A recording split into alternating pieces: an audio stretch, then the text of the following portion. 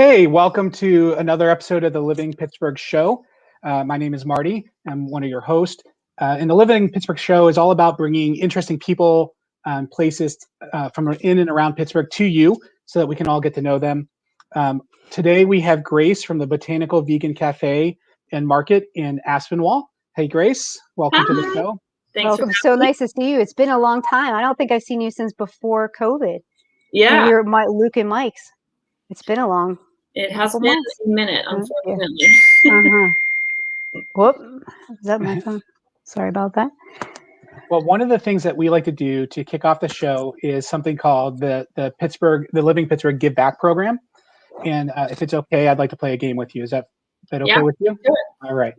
So let's go ahead and start. All right. Today, what we're going to do is we are going to give a gift to the Wounded Warrior Project based on your success, I should point out. So no pressure, but we're going to show you 5 pictures. And the 5 pictures are of locations or events or people that are prominent in Pittsburgh. So hopefully you know some or all of these. For each one that you get right, we're going to give a donation of $20. Okay? Okay. For those of you that are out there watching, thank you for joining. If you look down in the comment section below this video, you can type a comment to us. It'll pop up on the screen. So if you want to say hi to Grace, or if you've ever been to her store, please, feel free to comment, or if you have a question you want to ask the panel. Okay, are you ready, Grace? I think so. All right, picture number 1. Oh, I've got to push the button. Mr. Rogers. Hey, we got one. See? You seem kind of concerned there for a minute, but I was like, I know this person. What's his name? Please don't fail me. Yeah. I mean, a lot of folks that moved to Pittsburgh, they probably grew up, especially if they're my age. They grew up watching Sesame Street in Mr. Rogers' neighborhood, but you may not know it was actually filmed in downtown Pittsburgh at WQED, or as part of WQED. So, one of the most famous locals, celebrities that we have. All right, how about this one? Ooh, that's the soccer field, isn't it? It is. That soccer field, that's right next to Station Square. Is it what's the do you know the soccer team's name? Okay. The Pittsburgh soccer team. Whew. You are so close. Pittsburgh and soccer are in the name. River Hounds, that was probably the most important. But we got the Pittsburgh River Hounds here. So great organization, great team. The field is pretty amazing. Like you said, it's right downtown, right across from the city. So the views are terrific. And if you've never been to the stadium, they've got a great little club room right behind the way we're looking at this to the left. Right behind that goal is a club room that you can go into. They've got food and snacks and beer and stuff like that. And it was pretty affordable, if I remember correctly. The club room was $1 a beer or something. Yeah, crazy. I hadn't seen prices like that since college. It was. My husband played soccer growing up, so every time we drive past it, we always say we need to go to one of these games. So yeah, it's fun. They're still playing the season. I think if your husband's out there, we need to get you guys tickets. That's something we need to do this year. Cool. Yeah. Okay. All right. So we are 1 for 2. How about this place? Oh, that's the Aspinwall Riverfront Park. Absolutely. Woo! See, I know. Doesn't it? Oh, that's such an awesome park. I love those swings down by the dock, the upper and lower deck. It's just so cool. I remember the first time I walked down there, I was taking like a 30-minute break, and that was when we just opened. We were open from 8 a.m. to 8 p.m., and I was working like 14-hour days. And it was the first day, like 4 days in, I got to take like 20 minutes to myself. So I walked down to the park, and I discovered those little swings there. And I thought it was the coolest thing, and there's that net above the water. Yeah. I was like a kid in Safari Sands. I was like, this is the coolest thing ever. Yeah. If folks have never been to this park, it is something you should go visit. First off, the bridge that you're seeing in the background, everyone from Pittsburgh has been across that bridge. If you're going from anywhere north of the city into the city, northeast, I should say, into the city, you've been across that bridge. Mm-hmm. And the view from those swings you're talking about, the way it's set up is you go out onto the water, you're over the water. And as Grace was saying, there's this net. And you literally swing over the net, which is a lot of fun. No fear of falling in or anything. Yeah, there's like 2 nets. There's like, yeah, they can't really fall in. They're pretty hefty. Yeah. Oh, Okay, next one. I struggle with this one too when he showed me it. is that the Heinz Museum? It is an art installation. This is the Mattress Factory. Oh, So it's one of the current installations that they have going on. So this particular artist likes you to become part of the art, so you can maneuver in here and get cool. a picture. Yeah, have you ever been over there? They have some really cool, even the permanent ones. There's like a big giant wax room. You have to take your shoes off to walk in. Whoa. I Yeah. didn't know. Yeah, we have a lot of really cool museums here in Pittsburgh. It's one to check out for a date night. Yeah, it looks like this bar. It reminds me of this like industrial bar that is in Nashville, and they took out all of the major equipment but left like all the big barrels. I don't remember what it was for, like what the actual factory was, but it was really cool, like probably 3 stories high, and they kept all of the like old basins that were there like hanging from the ceiling. It was really creepy, but it kind of reminded me of that, very industrial. It's cool. Yeah, very cool. Okay, do you know where this? Kennywood. Yes, there you are. So happy that you made these that I know. Well, we do. You did really well. We've got what was that? $60, right? So you got 3 of the 5 right. So we've got $60 going to the Wounded Warrior Project, which I think is terrific. Yes. Yeah, thank you for doing that with us. So, thank you. What I'd like to do is just hear a little bit about how you came about opening a store in Aspinwall. And on top of that, something that's fairly niche, right? It's vegan, it's botanical. You've got the botanical name in there. I'm not sure how you came up with that, so I'd like to know that. But you've got a vegan cafe in a town, which is super cute. So how did you pick the location? Why vegan? All the rest. Well, I've always kind of had a dream growing up that I wanted to open a cafe. I'm a musician as well, so I wanted to blend the two together. I was actually going to call it Kids Club 5. I thought of this when I was like 12 years old. I don't know why I was going to call it that. It's like S Club 7, Kids Club 5, probably like around that era. So it's actually started saving when I was like 12.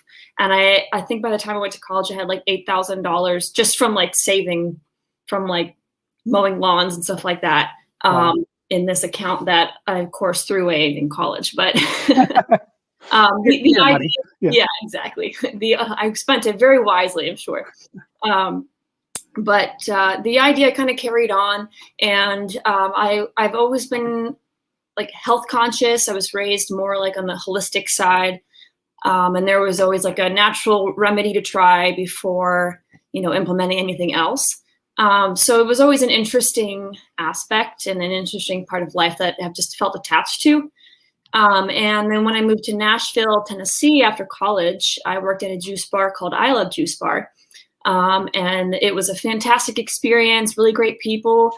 I managed there for about a year and some change, and it was just a night and day difference. Like the time that I had there taught me pretty much the majority of the knowledge that I have in terms of like management and running the business and the kind of energy required to like sustain that. And then when I moved back to Pittsburgh, I was pretty much just like looking for some kind of outlet to continue with health food and juicing. And this location kind of just like fell into my lap. And it's been a journey for sure.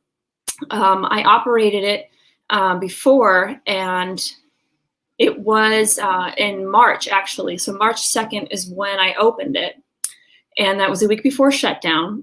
Oh, my goodness. Oh, man. That was a journey. Unbelievable. I don't think I realized that, because we must have met you. We must have met you right when you opened. Yeah, I think so, because wow. Yeah, so it's just over a year now that we've been in operation, and it has been a journey, to say the least. But it's been a good learning experience, and we haven't been able to implement like a lot of the cool business plan that I wanted to originally, because of the close encounter and all the restrictions. We want to keep everyone safe. But we will eventually get to the point where we can start doing these cool things. I really want to do, our vibe was supposed to be more of like an evening lounge space. Wow. So to bring, the like nightlife to the health industry. So we were going to install a bar. I wanted to have like jazz music in there, and it was like supposed to be like a bar lounge. And we were going to have juice tenders making shots and mocktails and all that kind of stuff. And so we'll get back to that, but we had to like completely cut all that out. I'm actually floored because I've been to your store and I had no idea that was the vision. Yeah. I mean, you really had to pivot hard. Oh yeah. Yeah, I mean, and that was a big struggle too, because I did want to have market items, but that was kind of supposed to be like a back burner type thing. Being there was supposed to be more of an experience rather than go there to shop. And when that went away, obviously I had to like completely rearrange. I moved the store around so many times. I'm sure people would come in and be like, I'm so confused. Where is it? Just like rearrange things. Yeah. And it looks really nice. I love the vibe in it. It's very energizing when you're in there. Yeah. Well, so if, once COVID clears up and I mean, is the idea to go back to that original plan? Do you think that's where you'll? I definitely want to do that. That's more like my vibe. And that's definitely more of what I envision Botanical to be. Have you ever been to Italy? No. Where's that at? Have you heard of it? No, you're smart. I know. So it's in like New York, Chicago. I'm sure there's one in California somewhere, and then probably overseas. But it's Hey, Virginia. Thank you for joining. Sorry, go ahead. Hi, Virginia. It's pretty much like it's this amazing, cool, multi-level grocery store that has little like eateries on each floor. It has like a winery on one floor and like a Nutella bar. And it just feels like you're in this Italian mall that is super artisanal, and it has like all these Italian goods that you can shop on each level. It kind of feels like IKEA mixed with Italy, mixed with like the coolest like mall food court you could think of. Tell me where this. You definitely need to like look up. It's called Eat-Ali. Eat-Ali. And where's it at? It's in like the major cities. So like there's one in New York and in Chicago. I went to school in Chicago, so that's why I know that one. Yeah. But that's kind of what I envision the vibe of Botanical to grow into. Like it's not supposed to stay a small cafe. I want it to be this huge conglomerate of a gathering space and little places for people to eat, like more of like a lunch destination on one part, and then more of like the plant-based dinner options. And then there could be like a dry bar and then like a wet bar, and it can be a gathering space and like a show space. So, and like, of course, like all of the best vegan and plant-based products. So that's pretty much what I envision it to be, like a big. I love it. And for everyone in Aspinwall, in Fox Chapel, up into, I don't know, Springdale, Natrona Heights, like, please, let's support Grace when she gets this up and running. When COVID breaks. I mean, go now. You can go now. You don't have to wait until COVID breaks, but you can go and visit the store. But I love this idea. And I mean, Michelle and I are always looking for spots to go and just relax. It sounds like you have music and I mean, a gathering spot. An inspiring space. It's nice to be around a space like that. Absolutely. Yeah. So let me bring up some of the pictures again, and just tell us what we're looking at. That is the fruit tart toast. That looks good. Delicious. Yeah. And do you make these soups from scratch? Oh yeah. Yeah. Soup is like a love language for me. I mostly live off soup. This is the veggie love soup. Nice. That looks really good. And that is a matcha latte that we are bringing onto the menu for the spring menu. Nice. Ooh. Yeah. And this is the takeout that you were saying was going to be secondary, but you had to move to the front of the store, I'm guessing, from what you were sharing. Yep. So those are our prepared foods. All of our soups can be made to go. I see we make homemade organic elderberry syrup, and the parfaits in the back there too. Yeah. Yeah. Well, I think the way we actually got to know you was from Mike and Luke's front porch, or Luke and Mike's. Oh man, they're gonna kill me. Yeah. You're in trouble. get very specific about which way those names go. But I think that's where we met you. Are you still partnering with them with your juice line in some of their drinks? And maybe it's a little bit slow right now because the bars are not hopping and the restaurants aren't hopping. But yeah, seasonally we do a lot of business together. So when there's the majority of people eating on their patio and the drinks are more fruity, then we can mix it that way. So we do business, and I'd like to even expand to get my juice in other bars as well. And I think that the difference between having fresh juice in a drink and having juice that came out of a bottle or from the grocery store, like you can really taste the difference, especially with orange juice and grapefruit juice and those kind of highly acidic juices. Those acids break down and like kind of burns your throat when you drink it. And I'm sure everyone kind of understands because everyone has mostly had orange juice from the grocery store, but it's a night and day difference having fresh juice. Yeah, well, I can attest to it. We've had it, and we've had yours, which is pretty amazing. Okay. Yeah. Good. I'm going to switch gears on you because I was doing what I do in prep for the show and doing some snooping, and I came across this Life Before Mr. Fox, and I want to know what it is. Why is your name above it, and why Mr. Socks? And what's going on? So that is one of my albums, and the name. So this album that I was putting out was a series of songs that I wrote before I met my husband, and he's a big gamer. This is so funny because when I thought about making this album title, I was like, one day someone's going to pull this up and they're going to ask about it. Today's the day. So is your husband's name Austin? Yes. Okay. Hey, Michaela Hopkins. Yeah, that's his sister. Nice. Thank you, That's Michaela, awesome. for joining. But he's a big gamer and he used to stream, and his stream name was Mr. Socks. You're kidding me. So I just thought it would be one of those funny things that like not everyone understands, but it's like because they don't understand it, it's cool, you know? I don't know. And there he is down there at the bottom. There he is.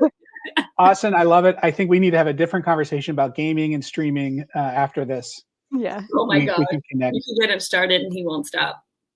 Oh, we would love to hear you play one of these days. When's your next gig? Where can we see you? How can we see that? Listen to that album. Well, it got pulled off of Spotify because I stopped paying the TuneCore people. I just like fell off of it. I need to put it back on there. But so it's actually not on Spotify right now. But once I put it back up, it'll be there. So. But I mean, there are things on YouTube and that kind of thing, but I actually just put my first show since COVID on the books. Nice. Yesterday. I know, I'm so excited. When is the show and where? It is June 10th, and I'll be playing at Helicon Brewery. Is that a thing? How do you spell it? You know? I don't know. I Helicon. need to look at my notes then, but I'll post it all on Facebook too. Wonderful. I just typed it in there for you. There you go.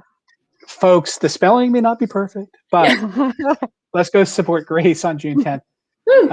What kind of music do you play? Or do you sing? Or do you... I saw the guitar, so are you...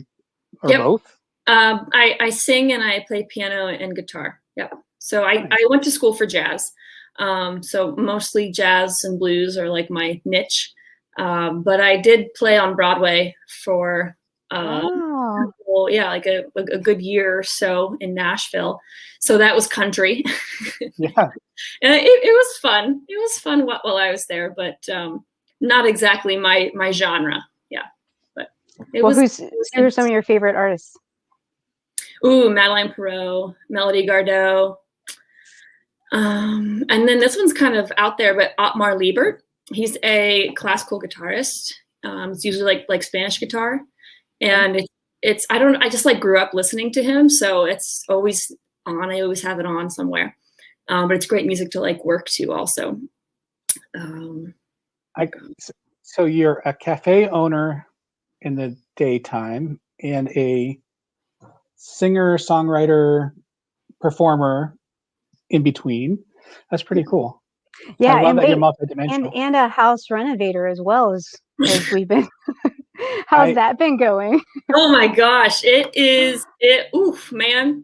I looked like I worked in a mine by the time I was done. Those are all down to the rafters. So there's nothing like what you see against that wall there is what the entire kitchen looks like now. And like the ceiling and everything. And this house was built in 1904. So let me tell you the layers of things that I broke through.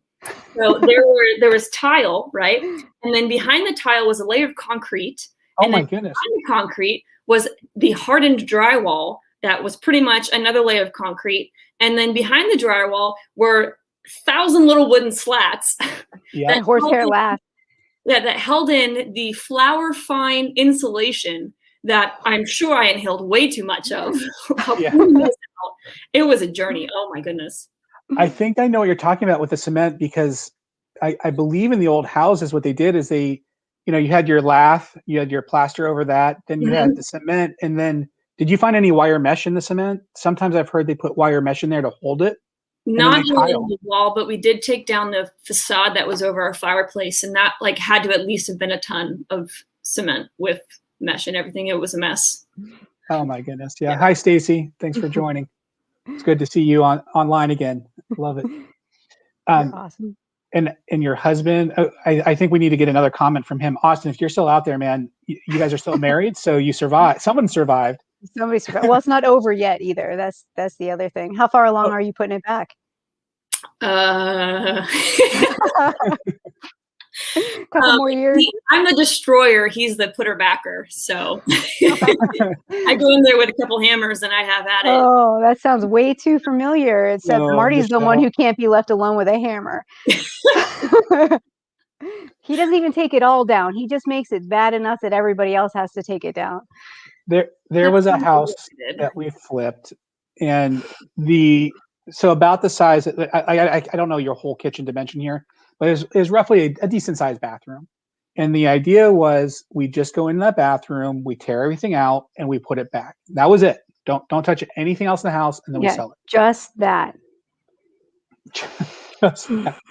Well, the whole reason why we had to redo the kitchen was because I ripped out the cabinets because I didn't like them. And we couldn't just put them back in. We ripped out the cabinets and like half the wall. Austin, I feel bad for you, man. I was like, well, I guess now what to do it all. Well, I don't know how you go big or go home, right? I don't know, Grace, how you got into your situation, but for me, it was I noticed that the bathroom ceiling fell a little bit lower than everything else. So I knocked a little hole in it, and then I could see up. I'm like, holy cow, there's like 8 or 10 feet of space above me. I can what do you call vault it? Like cathedral. Oh yeah. So I took that ceiling down, which I wasn't supposed to. And when Michelle came back, which was only about I didn't come back and find it. He posted on Facebook, I think I'm going to be in trouble. So he knew he was going to be in trouble, so he didn't get murdered. He posted it on Well, I was like, what? I think we think the same way, Grace, because I was like, well, if you're here doing this, you might as well, let's do it right. Yeah. So I took the entire second floor down to the studs in about 4 hours. It's crazy. The entire second floor. That's good. Yeah. But not bagged up. Just it all came down. Oh, yeah. Nothing bagged. Just debris everywhere. The fun part, the banging of the walls and tearing stuff down. That part was done. Yep. We went through 3 of those. What are they called? The waste management bags. It's like a bagster. We filled up 3 of those. Wow. Just gutting this small kitchen. I mean, the kitchen's tiny. It's 10 feet by 5 feet, maybe. Mm-hmm. So. Oh, it's going to be so nice when it's done. Coal dust in there from the old days. What was that? Did you find a lot of coal dust in there from the older days? Yes. Because I actually stopped and Googled asbestos because there was a thick layer of black dust, and I'm not, a seasoned renovator or destroyer yet, so I don't know what it looks like.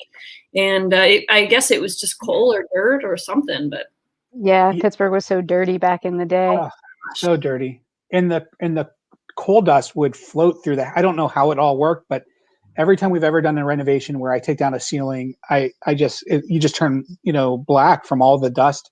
Well, that makes sense That's literally because I had goggles and like 3 masks on, and it still got underneath everything. I don't know how. Okay, so you've taken it apart, and Austin needs to put it back together. Is that the? Yep. So we're just waiting on him now. Austin, no pressure, man. That's great. Oh, I love it. Yep, that's fun. Let's put up your website. So for the business as it is today, you have Botanical Vegan Café. And can people order on there, or do they need to come in or call in? Yep. So there is an online ordering portal that you can go to from the website. It's just the top right-hand corner says order online. And then we also are on Grubhub and DoorDash. Oh, nice. Yeah. Very cool. Yeah. So we're going to be doing some expansions with our service coming up. We're going to be building out our patio. So kind of give it that lounge vibe that we want to create. So that'll be a cool thing coming up. And we will be introducing some more of our mixers and mocktails that we had initially started. So the idea is to create drinks that you could replace like a margarita with, or for instance, our house red was designed to replace red wine. And the house green is kind of like a Chardonnay type idea. So hopefully we'll be able to implement a little bit more of that. And then we are also starting to do like a bulk juice delivery system. So we're working on the logistics of how to order that, because what does that mean, bulk juice delivery? So you could order 32 ounces of orange juice once a week to have in your fridge instead of going to the grocery store, and we'll deliver to you like every Monday type thing. Oh, that's nice. Awesome. Kind of like a milkman. Yeah, exactly. Michelle's actually selling a house right now that has the coolest little milk box. It is like built into the house, so it's still there. It's built in 1958, and it's just the cutest thing. It has a matching for the letters side. Oh, sorry, Marty. Yeah, it is cute. It's really cute. Mm-hmm. So, is there anything else you'd like to share with the folks out there tonight? I don't think so. I mean, we're working on it and we're going at it. So come on down to Botanical and we'll get some juice.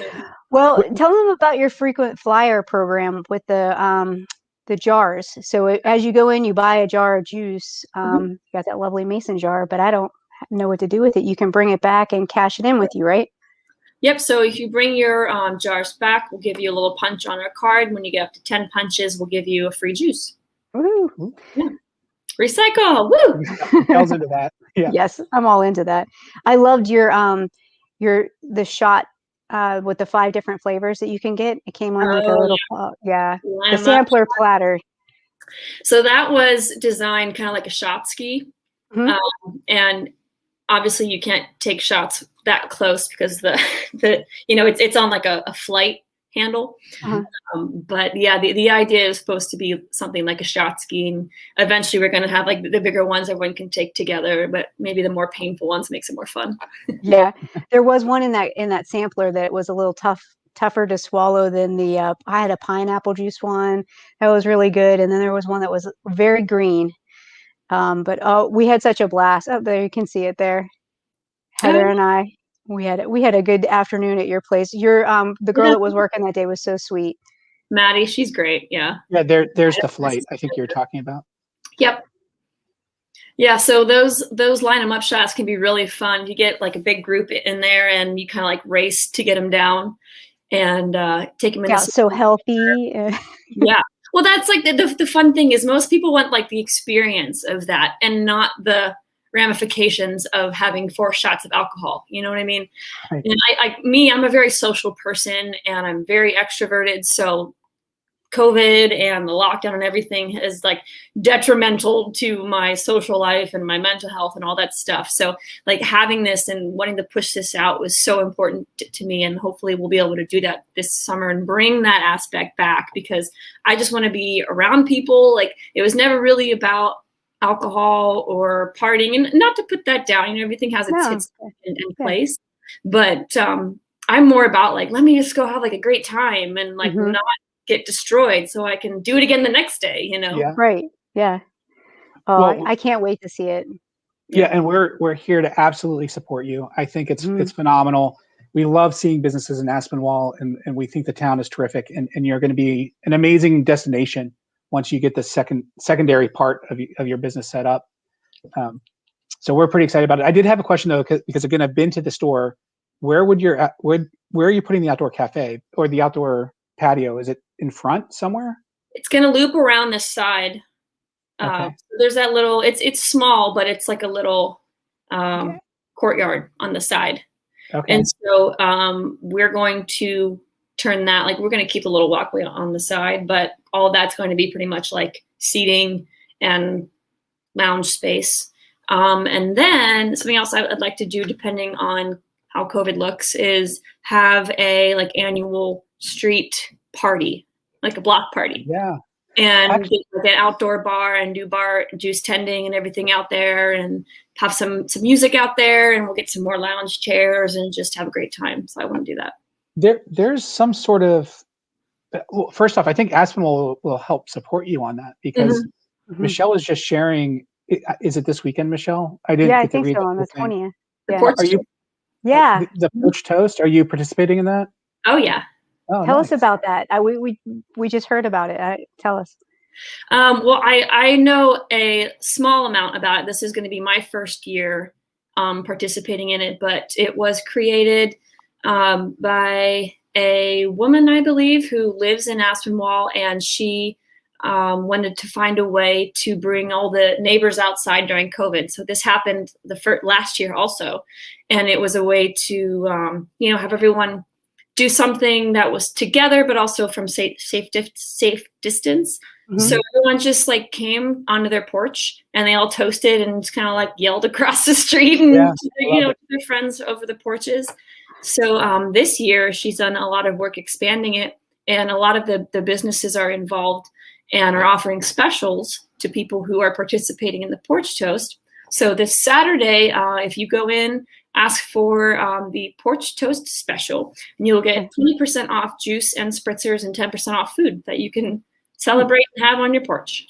Wow, that's awesome. I love that. Well, let's leave the show here, unless there's anything else you want to add, Grace. But please let's support not only the business, but the vision I think that Grace has. I think is pretty amazing. And if you want to hear what she sounds like, I'm assuming you're either singing or playing. You said Helicon Brewery, right? I think that's what it is. It's at a brewery. There was something about Helicon, so I think that's what. Grace is going to be somewhere on June 10th doing something. And I know it's in Oakdale. Oakdale? I'm very elusive with my performances, so you either see me or you don't.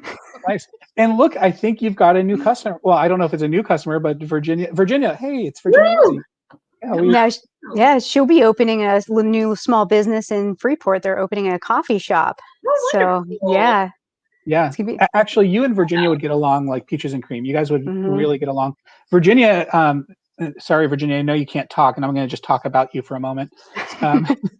Virginia and her husband are really special too. They're longtime Pittsburgh residents. At least her husband is. She's newer to Pittsburgh, but has been here many years. They have a family golf course. Is it Birdsfoot? I always forget. The Birdsfoot Golf Course in Freeport. And Virginia and her business partner, Karen, are investing in a coffee shop, which Freeport desperately needs. If you've ever been to Freeport, it's a lot like Aspinwall. It has the bones of intensely cute. Yeah. Definitely. Oh, wait, and you forgot Virginia was an author of 3 books. Yeah. Of the 3 sewing books, too. Yeah. I think, now that you're describing her, I think that we've met. I can't quite see by that picture on there, but I think we met at Luke and Mike's front porch, because I remember us talking about the golf course. Oh, nice. Yeah. That's really cool. Small world. Yeah. Okay, well, let me take over the screen here. And thank you, Grace, for joining us. Actually, Thank you so much. Yeah, let me throw you back up there for a moment. Again, let's go support Grace. Let's support the community here. And next week, let's see here. How do I get back to that? Next week, we are going to have another special guest. This is a person who went on TV and won Cake Boss on, I think it was a Food Network. Yep. She makes, you can't really tell because it almost looks human-like, but the princess in the bottom right is actually a cake. Oh, and that's wow. just Yeah, phenomenal crazy. ones. Like she's done like chandelier cakes that hang from the ceiling, and Wow. she's just amazing. But go Yeah. ahead, Marty, finish. Good. Yeah, crazy, crazy skill. She then, I don't know if she got bored or just decided to try something new. She then got into popcorn, and if you I love like, popcorn. if All you of like her gourmet popcorn is popcorn, gluten-free and allergen-free. That's why she got into it, because her daughter had allergies. Oh, yeah, and so amazing popcorn called Popped Envy, and now she's opening a brand new venue in Sarver called Avenue in Sarver. oh wow. And so her and her business partner have taken the barn that you see in the background, and it's actually it's right off of the main road in Sarver. So I haven't been there yet. I'm excited to go. They've been working on that and renovating it all through COVID. Similar story to you, right? They had this great idea and started on it, and then COVID hit. And it's like, what do you do? And a lot of her popcorn sales are through fundraising events and things like that. So you can imagine like all the different thoughts going through someone's mind as they try and navigate that landscape. Definitely. But we hope that you have immense success in Thank Aspinwall. And we hope you also join us on future shows and come back and visit us again. Yeah, we want to hear you sing. So I can't wait to go for June 11th. We'll make sure all that information's up as well, so everybody can come. June 10th. And June 10th. That's okay. And we'll find out. Yeah, don't listen. Yeah, we've got it all screwed up. We'll get it all straightened out. Oh, hey, Dion. nice to see you. And we're just wrapping up, Dion. It's nice. Thank you for joining. Everyone in Pittsburgh, thank you. Have a great night. If you did enjoy this show, we just ask that you like and subscribe. It means the world to us. It also means the world to the algorithms that put this program in front of you. So the more people that like and subscribe, the more other Pittsburgh locals will get to see this show and get to meet really, really cool people like Grace. Thank you, folks. Have a good night. Bye. Night.